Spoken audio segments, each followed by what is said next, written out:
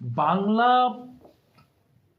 প্রশ্নের উত্তর সাধারণত সবাই মনে করে যে ইতিহাস বা বাংলা বিষয়ের প্রশ্ন, বাংলা প্রশ্নের উত্তর লিখতে গেলে সকলেই মনে করে যে পৃষ্ঠার পর পৃষ্ঠা লিখতে হয়। এখন ব্যাপারটা ওটা নয়, ব্যাপারটা হচ্ছে যথাযথ লিখতে হয়।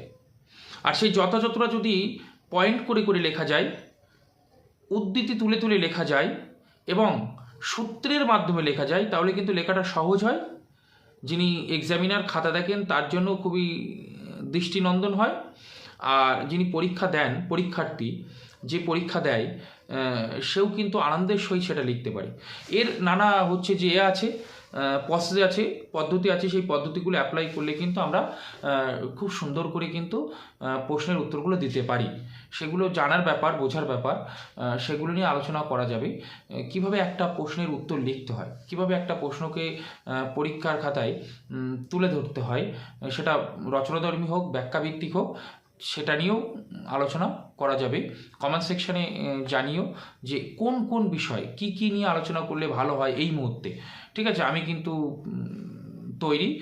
ঠিক আছে, কোন কোন বিষয় নিয়ে এই মুহূর্তে আলোচনা করলে ভালো হয়, কোন বিষয়টা বোঝাতে হবে। শর্ট ট্রিক্সও আছে, নানা শর্ট ট্রিক্সও আছে। ঠিক আছে, সেটা কারক সমাস বা ব্যাকরণের বা নির্মিতির বিষয় নিয়ে আলোচনা।